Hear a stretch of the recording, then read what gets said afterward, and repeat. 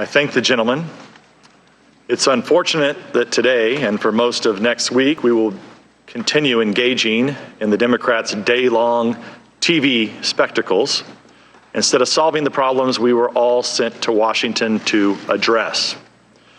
We now have a major trade agreement with Canada and Mexico ready for approval, a deal that would create jobs and boost our economy. Meanwhile, we have not yet approved funding for the government, which expires next week, along with funding for our men and women in uniform. Instead, the Democrats have convened us once again to advance their operation to topple a duly elected president. I'll note that five Democrats on this committee had already voted to impeach this president before the Trump-Zelensky phone call occurred. In fact, Democrats have been vowing to oust President Trump since the day he was elected. So Americans can rightly suspect that his phone call with President Zelensky was used as an excuse for the Democrats to fulfill their Watergate fantasies. But I'm glad that on Wednesday, after the Democrats staged 6 weeks of secret depositions in the basement of the Capitol, like some kind of strange cult, the American people finally got to see this farce for themselves. They saw us sit through hours of hearsay testimony about conversations that two diplomats who had never spoken to the president heard secondhand, third-hand, and fourth-hand from other people. In other words, rumors. The problem of trying to overthrow a president based on this type of evidence is obvious. But that's what their whole case relies on, beginning with secondhand and third-hand information cited by the whistleblower. That's why on Wednesday, the Democrats were forced to make the absurd argument that hearsay can be much better evidence than direct evidence. And just when you thought the spectacle couldn't get more bizarre, committee Republicans received a memo from the Democrats threatening ethics referrals if we out the whistleblower. As the Democrats are well aware, no Republicans here know the whistleblower's identity because the whistleblower only met with Democrats, not with Republicans. Chairman Schiff claimed not to know who it is, yet he also vowed to block us from asking questions that could reveal his or her identity. Republicans on this committee are left wondering how it's even possible for the chairman to block questions about a person whose identity he claims not to know. The American people may be seeing these absurdities for the first time, but Republicans on this dais are used to them. Until they secretly met with the whistleblower, Democrats showed little interest for the last 3 years in any topic aside from the ridiculous conspiracy theories that President Trump is a Russian agent. When you find yourself on the phone, like the Democrats did with Russian pranksters offering you nude pictures of Trump, and afterward you order your staff to follow up and get the photos, as the Democrats also did, then it might be time to ask yourself if you've gone out too far on a limb. Even as they were accusing Republicans of colluding with Russians, the Democrats themselves were colluding with Russians by funding the Steele dossier, which was based on Russian and Ukrainian sources.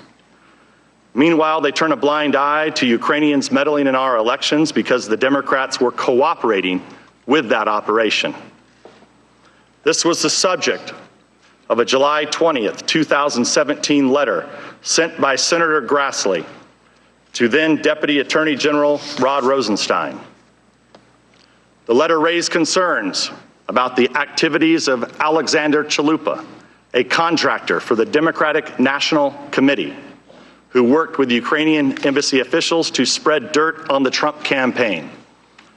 As Senator Grassley wrote, Chalupa's actions appear to show that she was simultaneously working on behalf of a foreign government, Ukraine, and on behalf of the DNC and the Clinton campaign in an effort to influence not only the U.S. voting population, but U.S. government officials, unquote.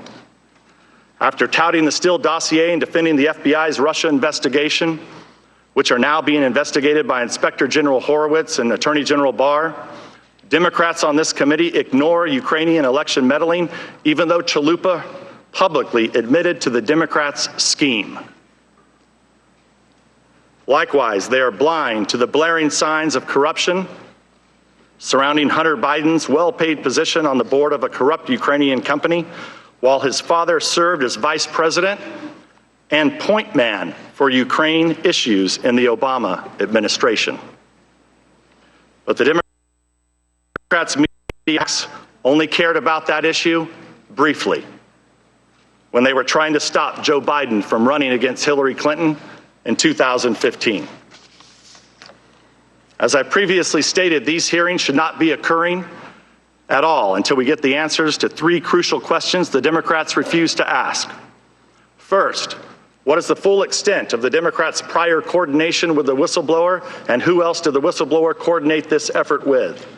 Second, what is the full extent of Ukraine's election meddling against the Trump campaign? And third, why did Burisma hire Hunter Biden? What did he do for them? And did his position affect any government actions under the Obama administration? I'll note that House Democrats vowed they would not put the American people through a wrenching impeachment process without bipartisan support, and they have none. Add that to their ever-growing list of broken promises and destructive deceptions. In closing, Mr. Chair, the President of the United States released his transcript right before the hearing began. I think it's important that I read this into the record so that there's no confusion over this first phone call that occurred on April 21st with President-elect Zelensky, and I'd like to read it. The President: I'd like to congratulate you on a job well done, and congratulations on a fantastic election. Zelensky, good to hear from you. Thank you so very much. It's nice to hear from you, and I appreciate the congratulations. The President: that was an incredible election.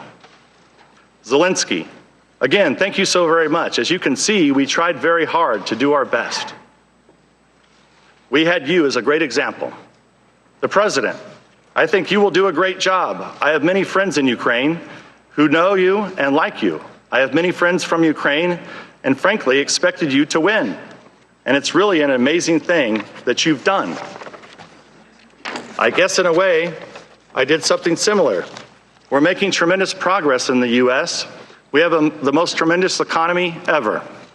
I just wanted to congratulate you. I have no doubt you will be a fantastic president.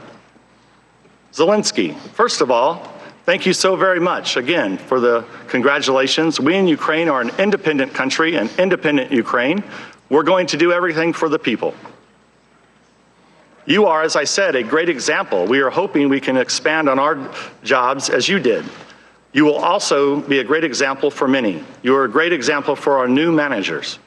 I'd also like to invite you, if possible, to the inauguration. I know how busy you are, but if it's possible for you to come to the inauguration ceremony, that would be great. Great for you to be with us on that day. The President: that's very nice. I'll look into that and give us a date. At the very minimum, we'll have a great representative or more from the United States will be with you on that great day. So we will have somebody at a minimum, a very, very high level, and will be with you. Really an incredible day for an incredible achievement. Zelensky, again, thank you. We're looking forward to your visit, to the visit of a high-level delegation, but there's no words that can describe our wonderful country, how nice, warm, and friendly our people are, how tasty and delicious our food is, and how wonderful Ukraine is. Words cannot describe our country, so it would be best for you to see it yourself. So if you can come, that would be great. So again, I invite you to come. The President: well, I agree with you about your country, and I look forward to it. When I owned Miss Universe, they always had great people. Ukraine always very well represented, was always very well represented.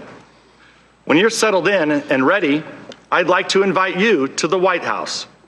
We'll have a lot of things to talk about, but we're with you all the way. Zelensky, Thank you for the invitation. We accept the invitation and look forward to the visit.